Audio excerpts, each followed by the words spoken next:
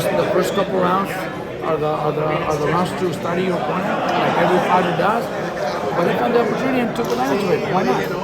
And there's a lot of talk right now about, Ennis. How do you see that fight? Do you think it's going to get done? It could get done anytime. We're just ready for anybody, but we got a lot of options. Fundoras are mandatory, so we would love to take that one too. Spence was here too. Charlo was here too. Boots is here too. He wants it. So any of those big fights could happen. We're ready for any of them, man. We're ready for anything. Robert, great to see you, man. Thanks. Been a while. Hey, I know you expected him to win, but did you expect what you saw tonight? I was thinking 8 or 9 rounds because I did expect for a knockout, but I thought 8 or 9 rounds. But he found that opportunity and took advantage of it. Yeah, I asked Vergil if he was out on his feet because it looked like he was out on his feet. No, he was out. I don't know if you guys noticed, but I came in with a stool like I always do. If I see somebody in danger, I came in with a stool and I hold him and I set him down, and he was still out when I came in. And for the referee to notice that right away. The ref did a great job. The ref did a great job. He noticed that. But yeah, when I came in, he was still hurt, so I put him in. Obviously sat him down, and then his team came in, and I walked away. But that was the first thing I do, and he was still very hurt. Was there a key punch in there? Because he seemed to being active. It was the right hook. It was the right hook, kind of dropping the hand, the right hook to the side. Okay. Yeah. Which fight do you want next for Vergil, Robert? There's so many.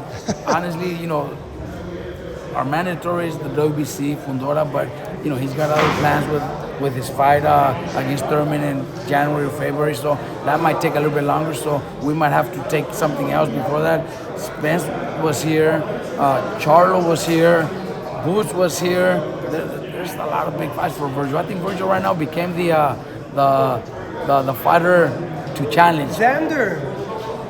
Well, he wasn't here, but champion. Well, he already has something lined up, I believe. A unification fight. So there's so many fights out there. I think we could do 5-6 fights that are going to be huge. I think this is a perfect moment for Vergil, Mexican American, to become the pay-per-view star, the one everybody wants to challenge because it's the biggest fight for them. I think we got options. If it's Boots, beautiful, because that's a huge fight. But so is Spence, so is Charlo, so is Fundora, so is the Puerto Rican, what's his name? Xander Sayas. They're all huge fights, and that makes that Mexican American become a superstar. What about avenging your brother's loss, Mikey, at Cowboy Stadium with him and Spence? I wouldn't even see it like that. Honestly, it's not like I love Spence. He's a great person. I was telling everybody earlier that it's a fight that, if it happens, we'll be doing whatever it takes, but it will hurt me because he's a great person. He's always respected me. He's always been he's a family man. He's a great person. It would hate me to see him hurt when Vergil knock him out. And I know Vergil's gonna do his work, and we're not trying him to do that. But it is gonna hurt me because he's a great person. It's not like I want revenge or anything, nothing like that. Nothing That's personal. his dream fight, though, he said. Then it would be awesome, man. It would be awesome. Would it be hard, Coach, for you guys to go with someone other than Spence? It's almost like a bait and switch. All this effort has been paid about Ennis, and now there's talk that maybe it's not going to be Ennis. Well, if it's Ennis or not, like I said, I already mentioned, there's like 5 names out there that are huge in the division.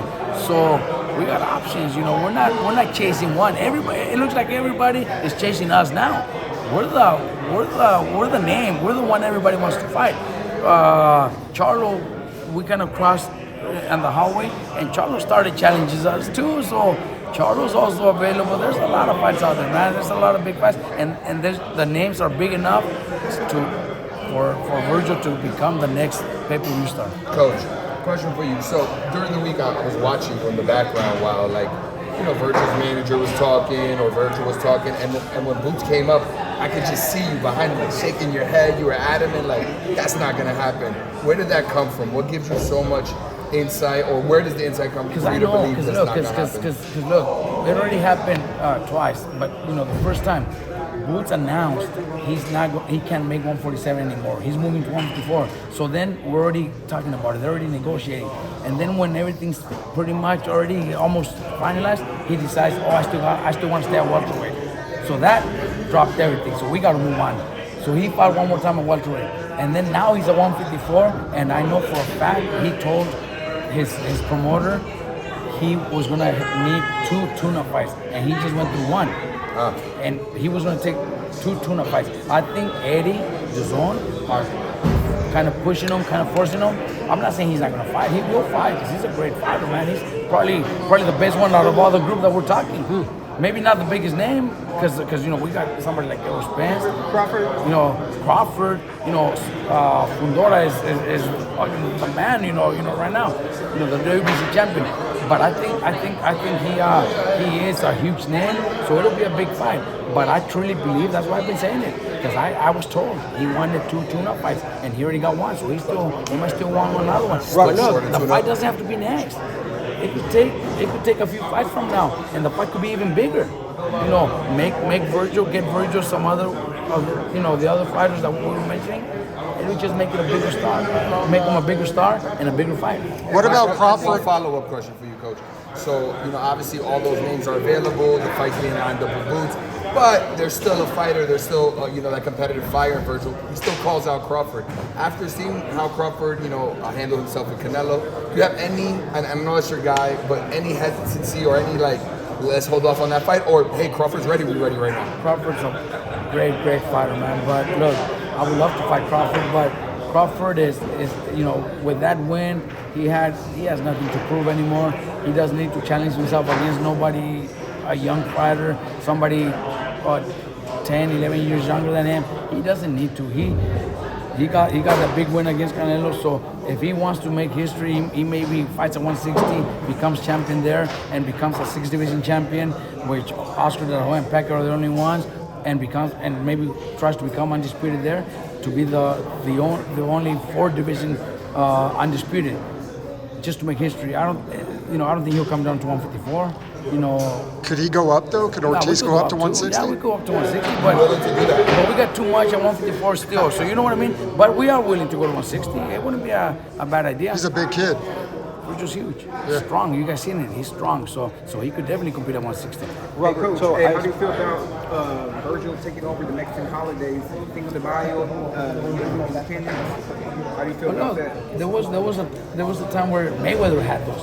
Then Canelo started. Where Canelo's, might not have many fights left. So Vergil could be the one, man. Vergil could be the one. He showed it tonight. He's seen it. All the fighters are after him. We could do double headers with Vergil and Bam together. Imagine. That would be insane. You should be a promoter, Robert. We could do that, right? I'm gonna tell Rick, you gotta do this. You gotta make this shit happen.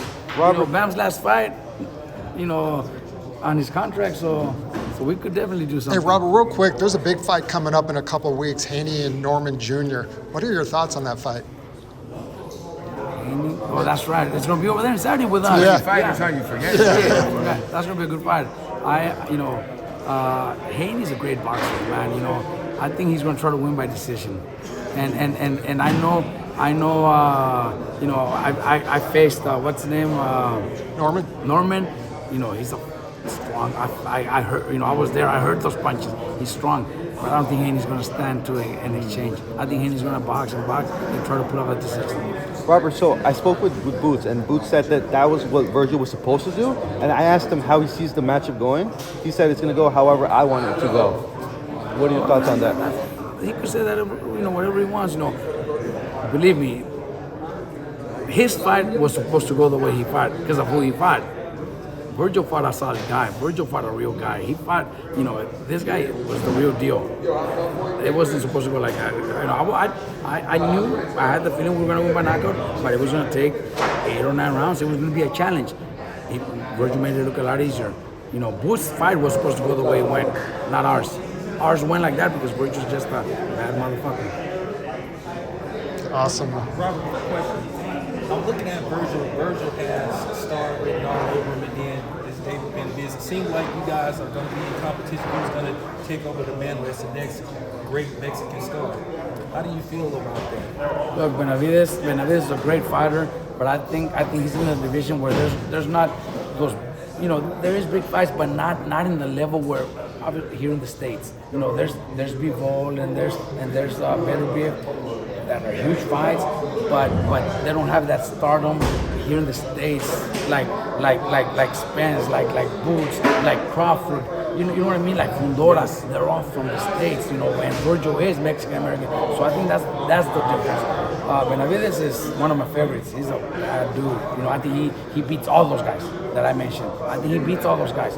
But I just think that's what he's missing, the opponents that are gonna bring that big name. Those fights that we're talking about for Benavidez are huge in Saudi.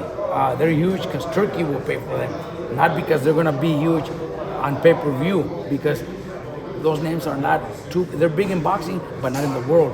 I think the names we're talking about here at 154. Here in the States are much bigger for like pay-per-view numbers and attendances and all that.